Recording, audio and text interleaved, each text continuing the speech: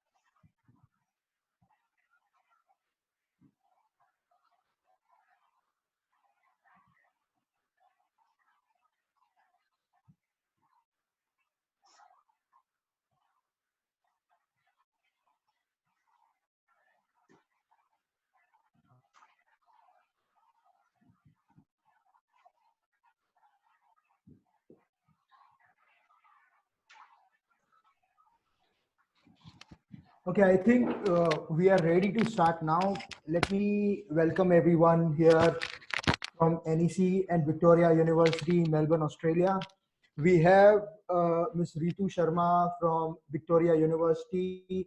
Ritu, welcome to the webinar presentation Zoom session for Victoria University. Hope everyone is staying safe and sound.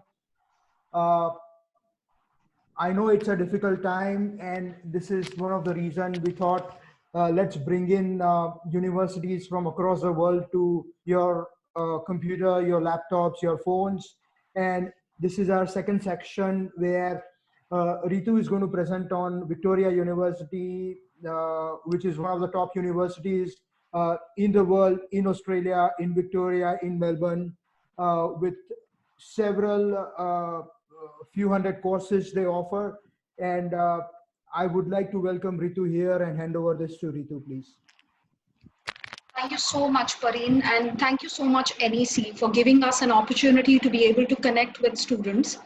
As Pareen mentioned, definitely it's tough time. Nobody had expected this. This is something which is kind of absolutely unexpected. But what I really want to assure you is that we all are in it together, whether it's NEC, whether it's Victoria University, or the country at large. So we are in it with you together, and we are trying our level best to support our students and get you to Australia as soon as possible. So I'll talk a little about the university. We are based in Melbourne, and a few kind of key factors to choose Victoria University is one, it's a world ranked university, as Pareen mentioned. It's top 2% ranking in the world. And some of the very strong subject-wise rankings are in the area of computer science, engineering, sports, business, etc. So in terms of the key strengths of the university, obviously it is a modern university. The key strength of a modern university is employability, more employability, and more employability.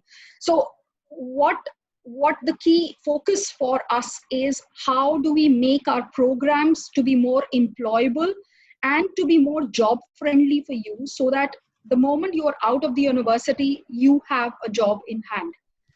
So I'll take you through a few programs to kind of understand how the programs are different, so that you are more employable in the market. So this is one of the biggest steps which the university has taken, which makes it much more student friendly. So we are the first university and the only university in Australia to be following the block model. Block model is primarily for diploma and undergraduate students, and how it is different is that it teaches you unit by unit. So one semester is broken into 4 equal blocks, and rather than starting all 4 subjects simultaneously, the student studies 1 unit at a time, which allows him to obviously settle in the program better. Also, you are not burdened excessively to study all 4 units together. And obviously, you don't juggle with multiple assignments, multiple deadlines, and so on and so forth. Also, how this is important for us in this situation currently is that, if a student misses unit 1, which is block 1, the student can still enroll in block 2, unit 2, which means that each block is 1 month each. So how this course will help is, for example, we are sitting on the July intake. Student is not able to travel for July intake, misses unit 1, gets into block 2 of semester 1. So this particular unit students do in their winter or autumn or spring break. So rather than missing the whole semester, the university allows you to enter into individual blocks rather than a full semester. So we are at an advantage in terms of enrollments for our first year undergraduate and first year diploma students. Also, what this has done is that the pass percentage has gone up, and our number of distinction holders have also gone up, because obviously students are concentrating on one unit at a time. As I mentioned, it is an innovative university, which means that the focus is employability. And our VU Hangar is an example of this area. Now, what VU Hangar does is it's a group of 4 entrepreneurs, resident entrepreneurs, and it encourages entrepreneurship, and it is obviously free of cost for any student studying at Victoria University, undergraduate, postgraduate, or a PhD level. Some of the key programs which the university offers are in the area of business. So from accounting, marketing, supply chain, MBA, we do offer MBA without work experience. So it's a freshers MBA, engineering, project management, applied information technology, business analytics. These are some of the very, very popular programs at Victoria University. As I mentioned, some of the subject rankings, we are number 2 in the state of Victoria for computer science and number 3 for engineering and technology. These are some of the strongest rankings for us. So if it is Victoria, Melbourne, then we are number 2 for computer science and number 3 for engineering and technology. Masters of Business Analytics, we are the sole provider in the whole of Australia to be tied up with SAP. SAP is the market leader, and Victoria University is the only university to have an official tie-up with SAP. We have the SAP GenX lab on campus, which makes the program very, very unique. All of these masters which I'm talking about, they're all 2 years masters. So obviously allow you to stay back in the country for further 2 years. MBA, it's a freshers MBA, no work experience required, and you can go straight after the completion of your course as well. And MBA also offers an internship as part of your program. These are some of the other very popular programs, Bachelors of IT, which is ACS accredited, and again has an option of internship as part of the program. Obviously, no internship, nothing comes for free. So you have to qualify for the internship, acquire a 70% in your first 2 years, and then sit for your interviews. And that's how you qualify for your placement year. Employability, around 4,000 plus industry partners, which are currently partnered with Victoria University, which obviously allows the student to explore the opportunities of getting employed. Work integrated learning, which means some courses have internship opportunities as part of your program, which obviously are more employer friendly, because rather than having a degree only in your hand, you have work experience as part of your program as well. Also, what is unique is VU Extra. So whatever co-curricular activities you do as part of your program, they come on your degree, which makes you, again, more employable. Because in Australia, degree is obviously valuable, but more importantly, it is valuable to have work experience, to have any extra co-curricular activities which you can show to the employer, which adds on to your CV. So VU does help with all of that.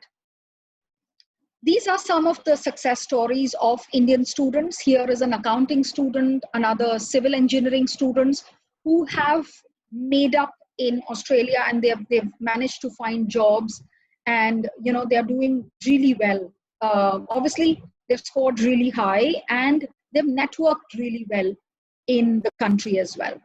This is another student from Goa, actually, and he did his MBA with us.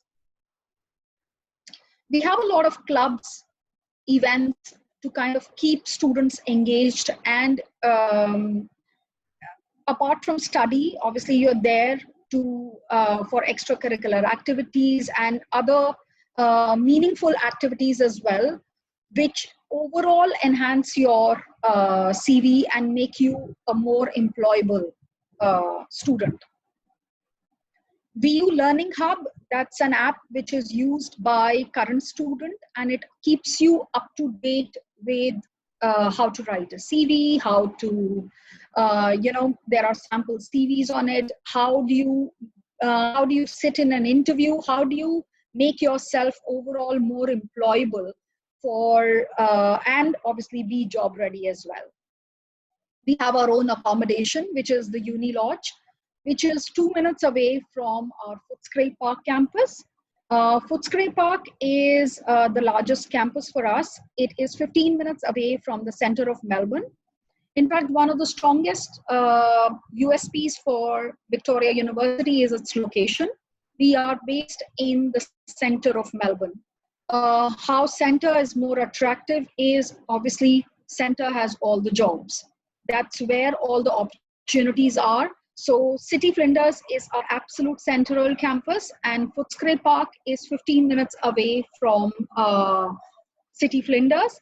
The other campuses are also 15-20 minutes away. We have 8 campuses in Melbourne. So the entry requirements, by all means, please contact NEC. They will help you with your applications, your requirements, whether you qualify or not. They are our trusted partners, and they will help you through the application process. We do offer a range of scholarships. So for diploma, this is a diploma progressing scholarship. So once you finish your diploma first semester, you score 70% and above in your diploma first semester, you are eligible for a $2,000 scholarship in the second semester.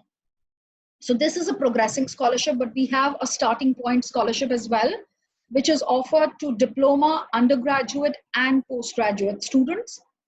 The scholarship value ranges from $750 to $12,000. So $750 per semester for diploma. Undergraduate is $3,000 per year. Obviously, if it's a 4-year program, it goes until $12,000, and postgraduate will go until $6,000 for 2 years. Again, the entry requirement, it's pretty automatic, a scholarship, but if you've scored this percentage, which is mentioned on the screen, you automatically are eligible for the scholarship. You don't have to make an application, and we will offer you a scholarship on your offer letter itself. So it's pretty automatic, a scholarship. We have a separate scholarship for Masters of Counseling as well. Definitely it's growing up in demand. So any student who has studied psychology at an undergraduate level can surely apply for Masters of Counseling. Or maybe somebody who's done teaching wants to apply for counseling. Obviously, that motivation to study counseling and why you want to study this particular program should be there. But we do have scholarship until $6,000 for this program as well. So, sorry, can I? Yes, Can yes. I just come in between? So I would like to mention this to the room that the Masters of Counseling, unlike the routine psychology program, wherein getting into the masters requires you to have the psychological society's accreditation first. The Masters of Counseling does not require that. So if a student is really keen on taking up counseling as a career, and after having a look at the career outcome especially, and if the subjects are one that the student is able to relate to, this is a very good program for students who have done psychology. Yeah, I think Sachin, you've really highlighted a very key point. Unfortunately, in India, psychology is a 3-year program, and in Australia, psychology is a 4-year program, which means you need an accreditation before you can apply for a Masters of Psychology. So unfortunately for India, it's a closed door. Masters of Counseling is an alternate route if you want to enter counseling as a career. And to be very honest and fair, India is growing in demand for counseling, and Australia as a country, any of the Western countries, they have a huge demand for counseling. I was in fact talking to somebody today morning itself that what will COVID bring in future for us. Health hazards is one, economic hazard is one, psychological and mental stress is another thing. So these are some courses like counseling, mental health, public health, nursing, teaching, early childhood education. These are some programs which will catch up in demand, and India is no far as well, whether it's Australia or India or anywhere in the globe, because suddenly people will need help and support in these areas as well. Also, what we have to remember is it's an aging population in Australia. So all these programs are high in demand. Obviously, when I say they are high in demand, it means that they are very tough to kind of cope up and manage as well. You really have to study hard and be focused to kind of do these programs. But most students get through, and they do really, really well. So in terms of job opportunities, they are one of the most sought after programs. Yeah, thanks, Ritu. We can go ahead with the slides now. I'll skip this because NEC will help you with all this. I really don't have to kind of go through this. These are some of the apps which are meant for students, very friendly apps. Once you're there, you can download them. But what I really want to touch upon is the current situation and how VU is handling this particular situation currently. All classes have gone online for us. Fortunately, there are no reported cases of any COVID positive student or staff at Victoria University. VU is supportive to all current students, but I understand that you are future students. For you, what we've come up with is our acceptances have gone. So all universities in Australia ask for the first semester tuition fees as deposit to be able to issue a COE. We will ask for half the semester tuition fees to be able to issue a COE. So 50% of your first semester fee, and we will issue the COE. The idea behind that is obviously everybody is facing an economic crunch. So rather than paying maybe $14,000, $15,000, half of it, so that as a student, you are also assured that, there's not a lot on stake. So rather than, to be very honest and fair, July intake, we are processing applications. Offers are getting released for July intake itself. However, it's an unpredictable time. Nobody knows what will happen tomorrow. Fortunately enough, we have 3 intakes a year, July, November, and February. So as a student, you can look at July intake. We will be happy to defer the offers for November or February intake, in case of any emergency situations which either India or Australia faces, because we don't know how India or Australia will react in future times to come. So definitely that is there. But yes, we have an option to kind of, defer your offers for future intakes. Also, we will accept applications from NEC exclusively with non-certified documents. We understand, please don't leave your home. You don't have to physically go to NEC offices. Please email or WhatsApp or scan your documents and send it to them so that they can send your applications. All of our applications and all of our supporting forms, there is an editable version available online. You can fill it from the comfort of your homes, give it to NEC, and NEC will verify and give it to us. So all that will be taken care of between the agent and us. You really don't have to kind of move out of home. and, you know, risk up anything. Anything else I can be of help, Sachin? Anything which you think I should cover? Yeah. So mostly the things are covered. I mean, if you have any inputs on on what kind of things are going to be manned over there once we are through the COVID crisis. That could be another input that you could share. Post the COVID crisis, you know, there are going to be questions about the students' safety, especially from the parents' side. And if you could touch up on, you know, how the university, if at all there are some guidelines which have been shared by the university, if you can share that, that would be also great.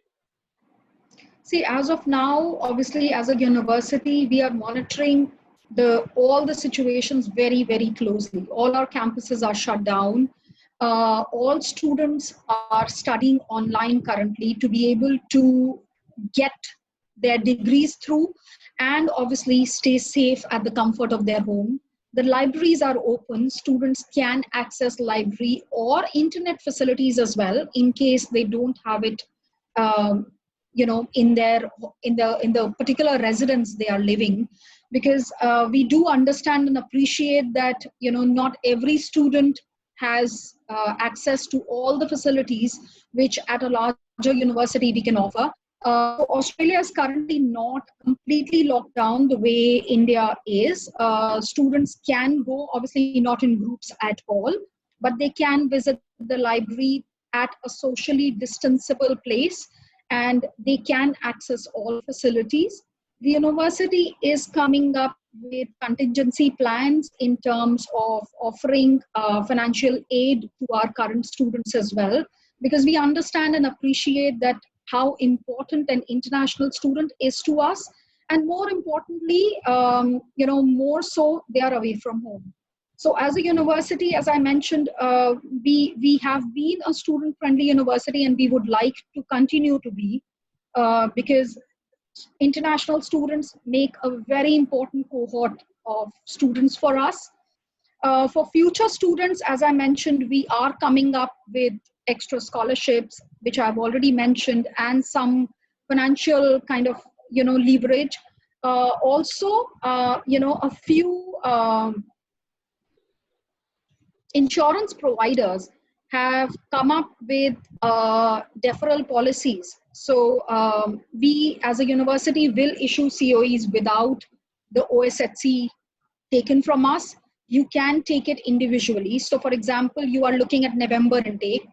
God forbid, November, India is still shut down. We never know.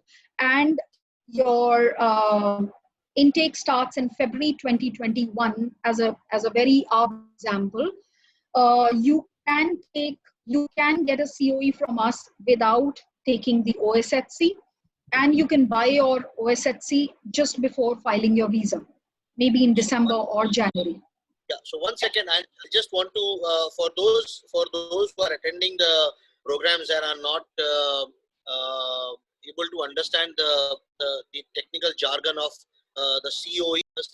Once you pay the required deposit fee asked by the university, and on the basis of that certificate, you will be able to lodge the visa.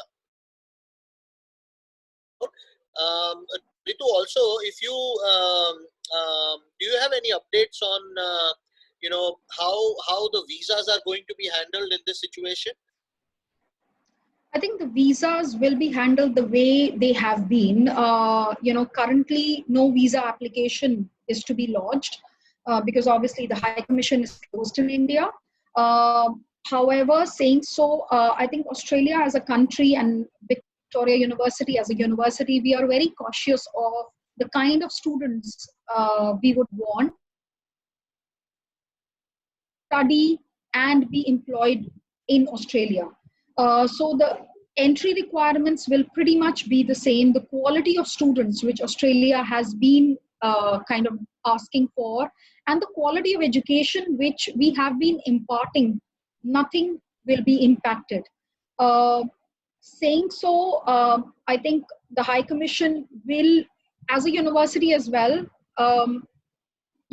most university assessments for us, most assessments happen in India itself.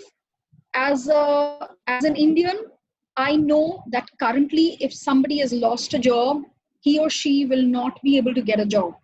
So the gaps will be looked at it more, will be looked at more sympathetically and more logically than, in a very strict fashion that, because I'm sure you are aware of it. Australia does look at gap, but I think a more kind of logical explanation to gaps will be acceptable and will be absolutely considered as well. Yeah, so I think the statement of purpose are now going to play a very crucial role. Absolutely. In the application. But then, what I would like to address to the room is that if you have been home because of the faculty who is assessing your application, or the international admissions office will definitely look at it in the right way, rather than mentioning something which is not precise. It is always better to give a valid reason to whatever is happening. Having said that, the information that I would like to share is that the High Commission now, I think, has shifted all its operation back in Australia. But of course, for the next maybe 2 to 4 weeks, nothing is going to move further unless and until they set up all their infrastructure and they are ready. Things are going to be standstill. But look, the world hasn't started. The world hasn't stopped. The world is still revolving. And desperate times always call for desperate measures. And the only thing I would like to mention here is that while all this is still at a standstill in terms of the process is concerned, at our end, at the students' end, I think they should not stop the process in terms of putting up the application, because at least you should use this lockdown time in making sure that all your applications, your documents and everything are sent to the university for assessment, and your outcomes are known to you to the extent that you are all ready to put up the visa file once we are through the lockdown. So unless and until you evolve, unless and until you take the digital platform and make sure that you send us all the documents, and we in turn send the documents to the university, your assessment is not going to happen. And this is the time when you can use this this entire time for getting yourself assessed and finding out whether you can be admitted or not. And once you are admitted, please you can always send in the documents related to finance. Let us also go through those documents and find out whether there are any things which have to be ascertained, anything that has to be prepared, and our counselors will always help you in making sure that you are absolutely visa ready by the time the lockdown goes through. Only if you are able to reach this status of your entire application, you will be able to file your visa on time. Ritu, do you have any updates on the July intake? What is happening, or what is the stand of the university for the July intake? See, as of now, we are accepting applications for July 2020 intake. Nothing has changed at all. But saying so, we are monitoring situations on a daily basis. So we have an auto deferral clause on our applications on all of our offer holders. We might end up, kind of extending the deadlines further. But July intake, as of now, as it stands, it's still on. And I would really like to add what Sachin mentioned. This is actually a perfect time to understand if a particular university will accept your application or not. If a university will accept your application for July intake, it is most likely, I would say 100% likely, to accept your application for November intake as well, and then February 21 intake as well, because the percentage and the other requirements remain what it is. So this is actually a very good time to make your application, get a conditional offer, and then sit and relax and, kind of wait and watch how the world evolves out of it. If it takes 3 months, July is there. Otherwise, the next intake further. Parin, would you like to add something? Yes. So what I understand from a lot of universities and including BU across the world is. Parin, I think your mic is a little far. If you can just take it a bit closer to you. Your headphone mic, I think. Is this better? No, it's still very low. Are you using the mic of the headphone? I think your headphone has a mic, right? Yes, that's the one. Okay. So is this better? I think it's a little better. Okay. So what I understand from a lot of universities, including BU and other universities across Australia, is as of now, they are accepting applications, acceptance fees for July intake. A lot of them are thinking of extending their commencement dates from July to August to September probably as well, because Australia has 2.5 months gap between first and second semester, which is December, January, and February, right? So even if they start their first semester late by 2.5 months, they can catch up on second semester in time.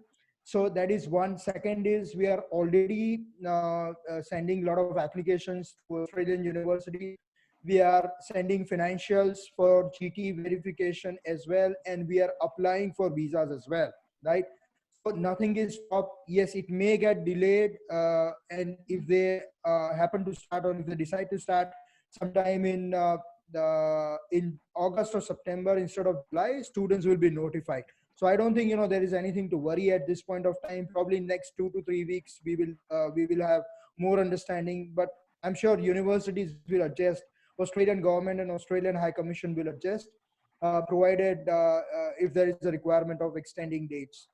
And students will get auto updates. Students will get adjusted to next semesters as well. Is to start as quickly as possible. Great. So, Ritu, can we just move on to the question and answers which are already put up? And I will ask each of the attendees to I'll ask them to come into the room and they will ask the questions, right? Sure. Okay, great. Sahil, I think the first question is from Mr. Jai Prakash. Can you get him into the room, please? Ritu, if you want, you can stop your sharing. Okay. The slide. How do I stop?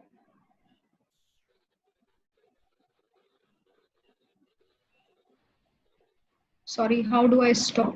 I'm sorry. You just go to the bottom of your screen, and where you have done share screen, just stop that.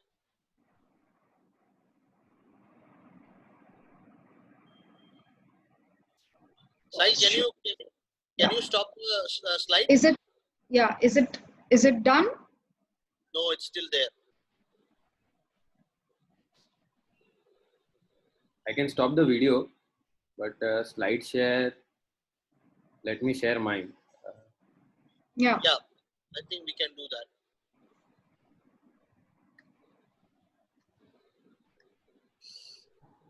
Yeah, so now it's okay. Yeah, perfect. Yeah. Perfect. So we have Jai Prakash. Jai Prakash, you can go ahead and ask your question, please.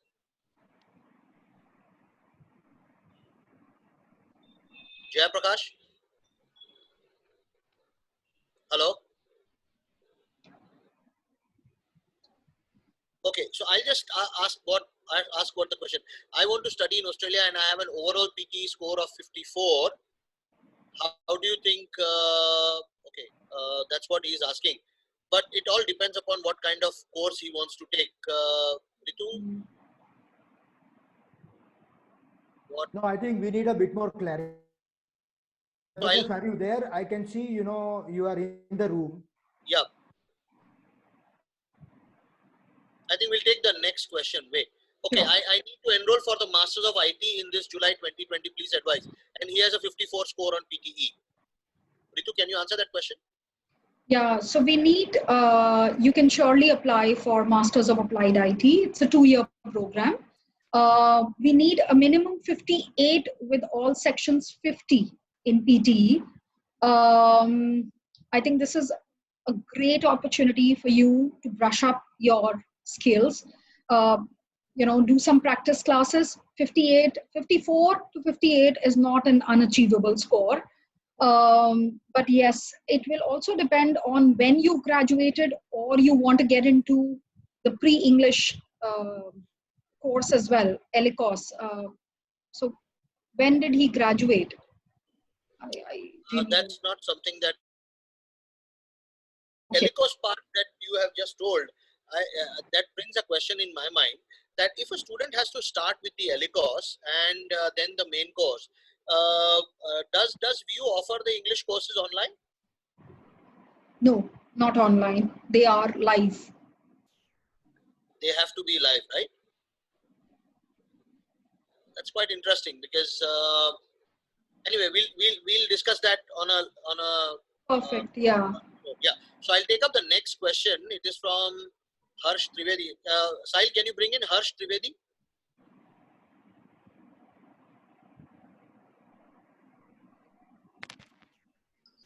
I think he has left. Again left. Thank you very much. Okay. Can you bring in Komal?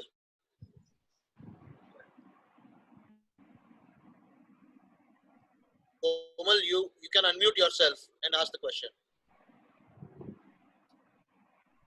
I just wanted to know that if they start with the July intake, a lot of universities are giving online classes, and students want to know if there will be any relief in fees if at all the classes are online.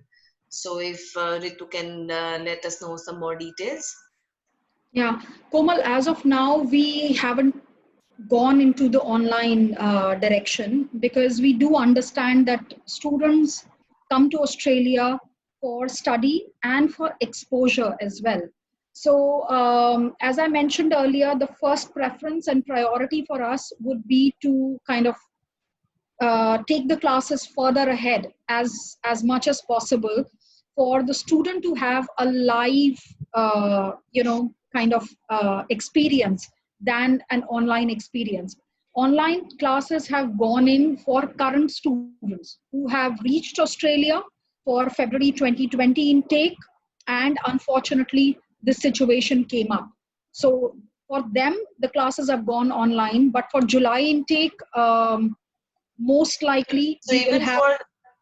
even for the students who are already studying, since they will be a little squeezed, paying the fees, not able to recover any expenses doing part-time jobs or anything, will there be any relief? Because there are students who are worried now, and if there is a relief, they might not want to come back. Otherwise, we've heard of some students wanting to come back as soon as they get an opportunity to do that. Yeah, we definitely are thinking on those lines. We are yet to come up with the final kind of say. The university is coming up with some plans or the other.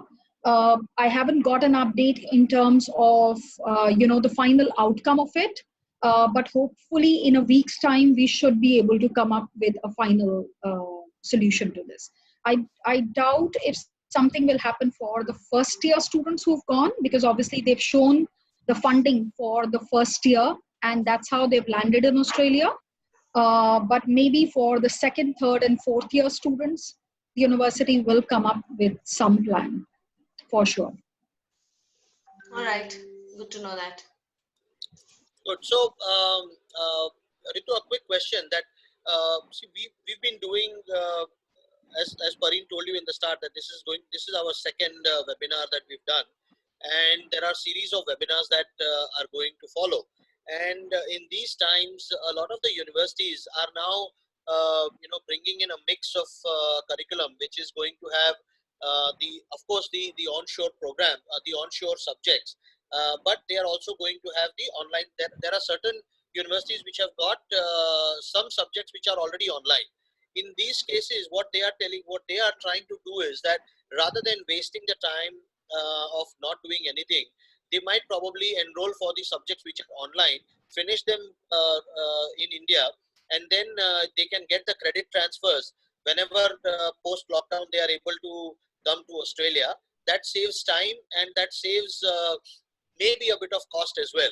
Are you aware of anything of such things, any such thing happening at VU's end? No, not that I'm aware of.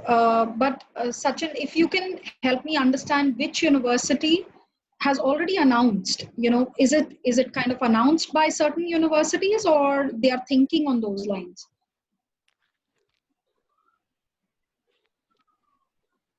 Yeah, we've had Deakin University, which is taking this way up, right? And I'm sure going ahead in the following, in the webinars that are to follow, I'm sure a lot of other universities are also doing it. Pareen has been in touch with few others also. I don't know whether he has anything to add. Pareen, what is your take on this? So what these universities are thinking in worst scenario, they will put some. Pareen, can you take your mic closer, please? Yeah. So what these universities are thinking is, in worst case scenario, they will offer some subjects online to start with, right? And either in between the semester or the end of those two subjects, students has a possibility to travel. So this is what they are thinking. But tell me something, Pareen. How will this work? Any which ways, the student has to have a visa before an online enrollment can happen, isn't it? Not really. I mean, if you see some universities, they have online modules. I mean, Deakin has the entire cloud campus, right? So I No, know, no, no, no. it's a different thing altogether. It's not about the bandwidth of what a university has and what it doesn't. It's about the other things. Maybe I'll talk to you individually, Pareen, about this. Yeah. Because, So let's not get in here. Yeah. I think the best thing is, if let us know if you are thinking of going online, either few subjects or one semester. We should be able to tell students whether that's happening. Exactly.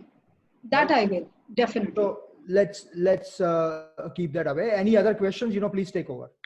Yeah.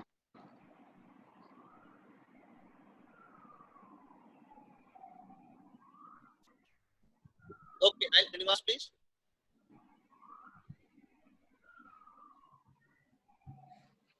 Or Satish and Srinivas, can you unmute yourself, please?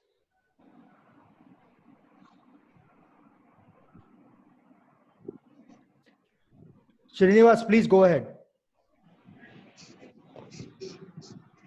Yeah, Satish and Srinivas, guys, if you have any questions, please, you are there, you are online, you can start. Yes. Good morning. Good morning, Srinivas. It's Satish. Oh, Satish. Hi, Satish. How are you? I'm good, ma'am. Aap kaise hain? You're doing good? Good. Lockdown completely.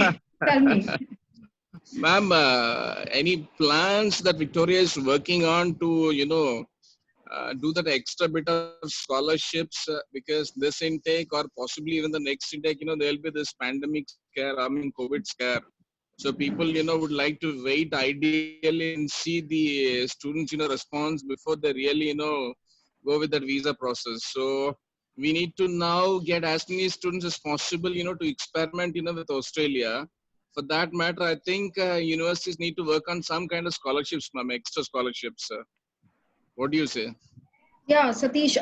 See, as a university, we only offered PG scholarships. Thankfully, now we have diploma and undergraduate scholarships as well. If you really compare our tuition fees with the scholarships, the tuition fees becomes really reasonable. Ma'am, 1 second. I'm sorry to break you. To deal with this extraordinary situation, is there anything that university could do, something extraordinary? Because this is extraordinary. This Absolutely. we have never imagined, that it would happen in our lifetime. So to deal with this, something extraordinary has to be, ma'am, thought about. Yeah, so as of now, we are talking of scholarships, Yes, maybe ma'am. some extra kind of COVID scholarship Extra, or yes, ma'am. relief Yes, fund yes, or whatever. As of Yeah. now, we've come up with the 50% deposit thing, which should kind of give a little relief to the student in terms of taking out money from their pockets. But yes, I agree with you. You know, I will update the team as soon as the discussion is ended and we have something in place for sure. Yes. Now, ma'am, what is, I mean, I talk to a lot of students and parents, everybody is concerned. Is it really safe? Now, the safe question has to be knocked out, ma'am.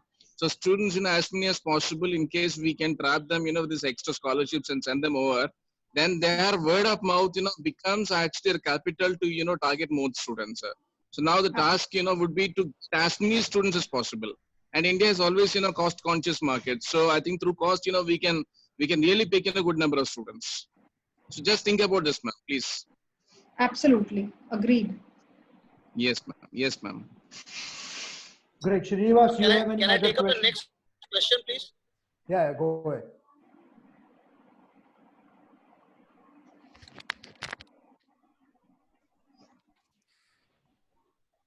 Go ahead, go ahead.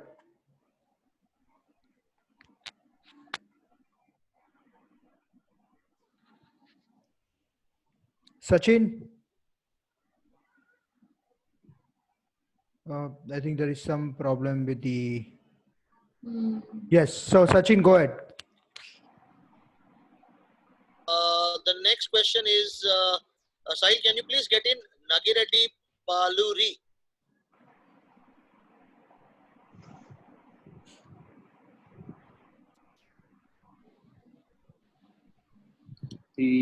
I think she has left. Okay, all right. The next is an anonymous attendee. I don't know who that person is. I have completed a BTech and MTech in mining engineering. Now I want to pursue master ERP. What are my chances of getting I can't hear. I can't hear. Sorry, I can't hear. Okay, can you The hear me voice now? broke. Ritu, can you hear me now? Yes, yes, I can. Okay. I have a BTech and MTech in mining engineering, and now I want to pursue Masters of Business in ERP. What are the chances of getting visa?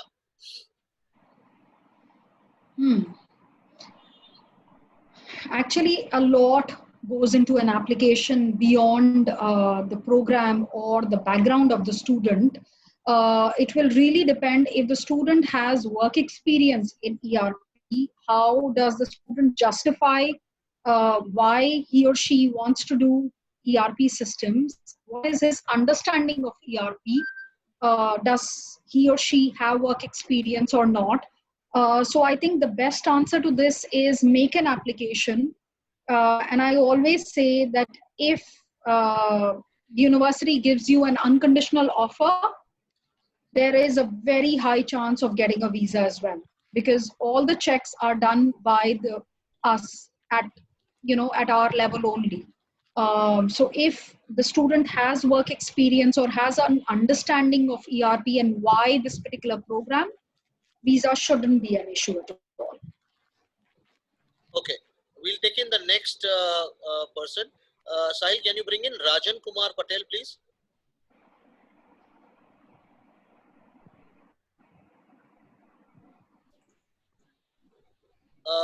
Mr. Rajan, you can go ahead with your question, please. Hello.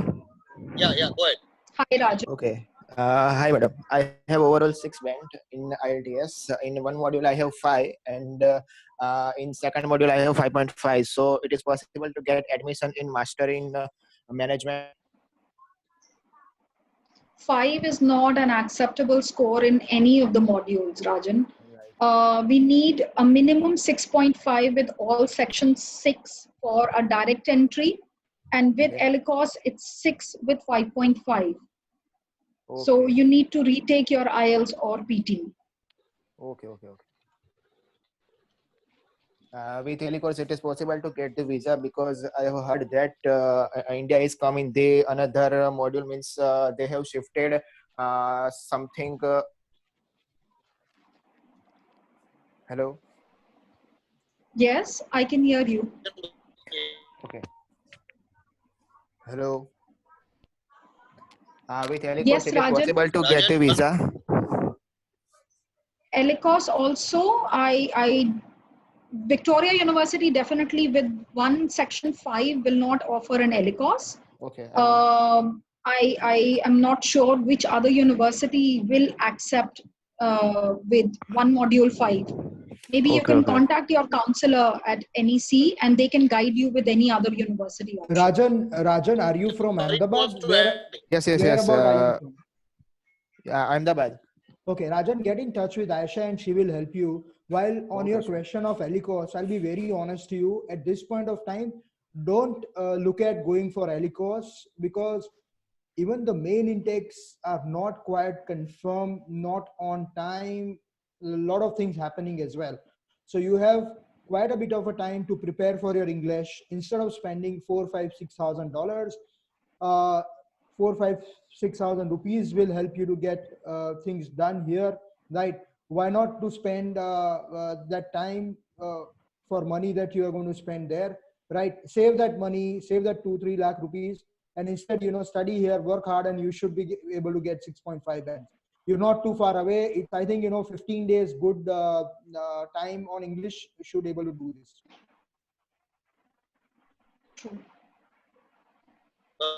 So, Sai, can you please bring in Mr. Dilip Noni?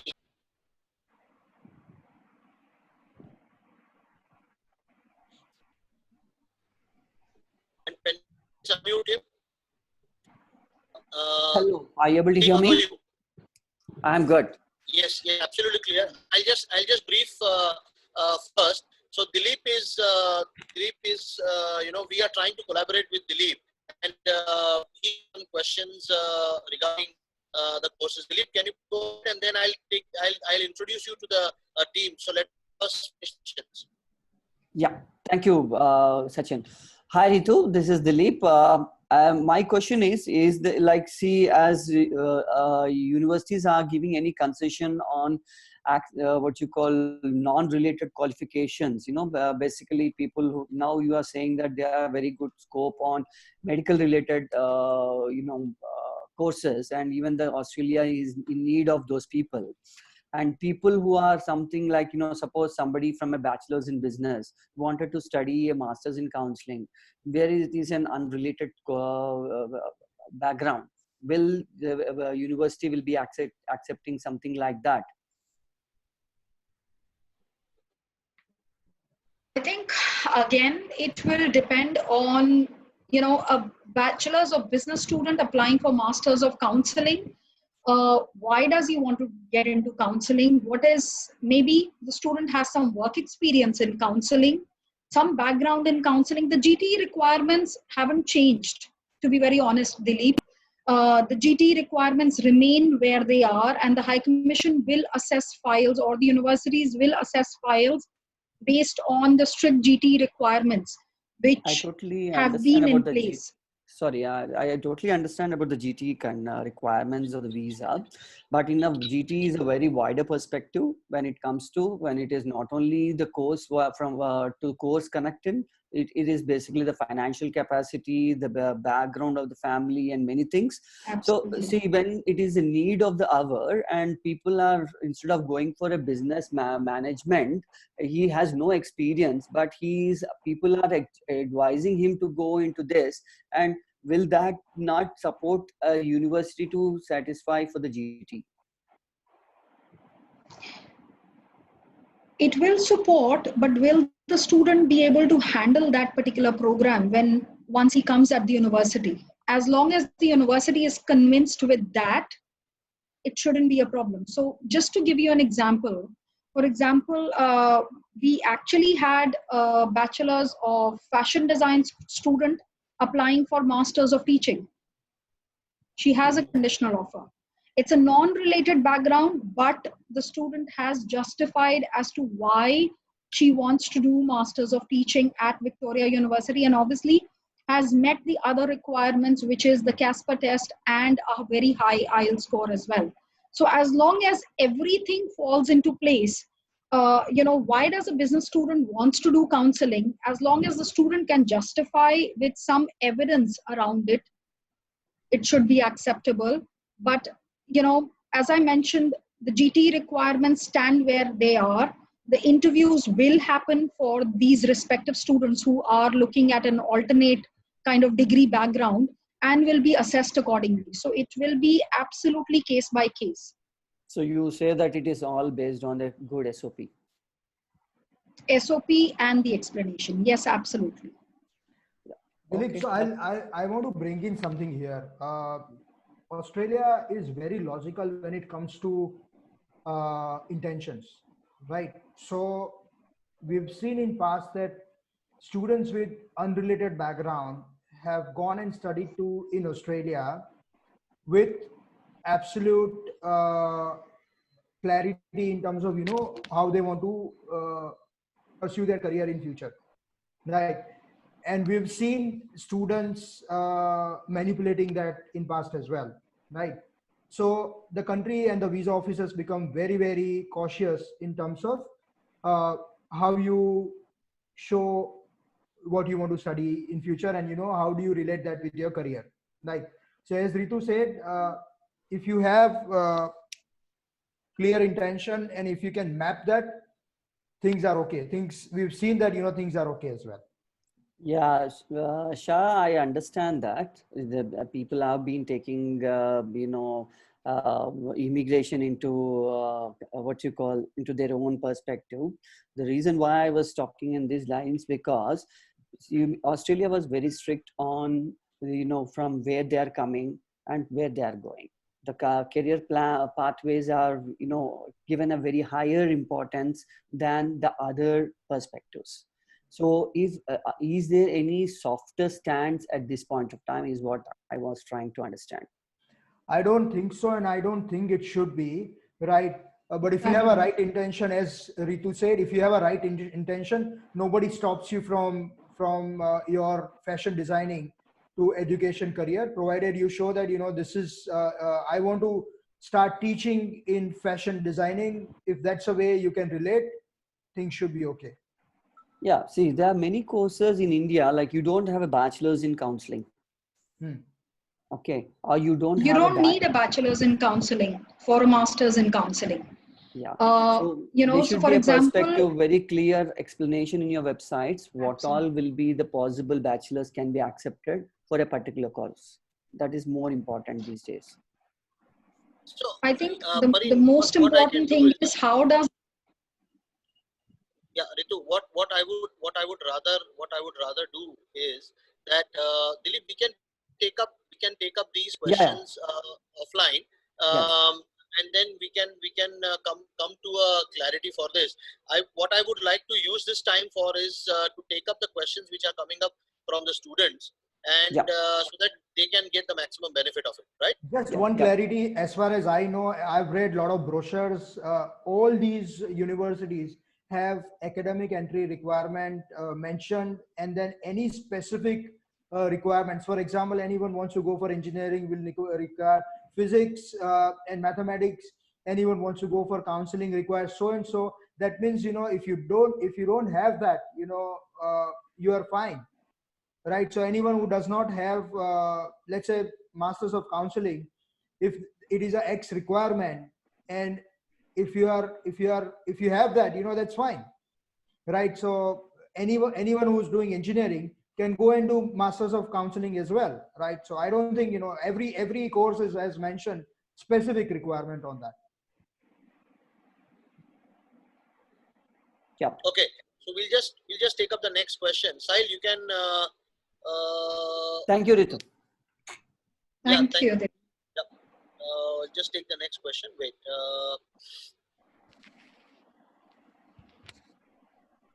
I think one of the question was that will there be a mix of courses which are both offline, both on campus and online? There is another same, so we can skip to that. Satish has already asked his question, but yeah, I think Satish or Srinivas, if you have any questions, we can go ahead, because we do not have any other questions coming up from the students.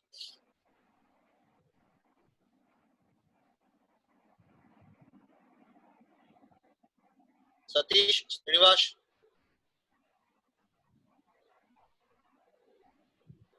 Okay, I think, this is time we close. So please go for closing comments. Okay, I think Srinivas was trying to say something, but he's not audible. Mm. So thanks, Ritu. That was really informative, and I think such webinars probably in times to come, if we go for an extension of lockdown, or I don't know what is going to happen. But then we are also going to wait for the updates coming up from the government.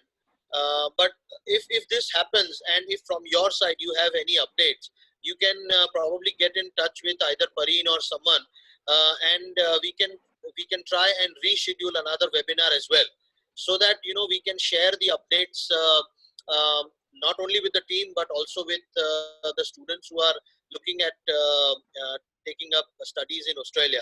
However, one suggestion or one question from our side is that if you could take up our concern back to the university, that if certain courses can be put up online, from, let us say, if I want to do engineering, and part of the subjects of engineering, if I can enroll myself even in the current there, Hmm. can we help utilize time and so that once I'm back in Australia, if those things can be arranged for, probably it can help us utilize more time. It can help the university get engaged with the student, and it becomes a win-win situation for everyone. So that university is this, and keep you updated. You also in turn can keep us updated on any developments that are happening in terms of the COVID crisis or the lockdown procedures. And we'll see you again maybe with another webinar. Yes, of course, I will definitely keep you posted, and I will feed this back to the university as well.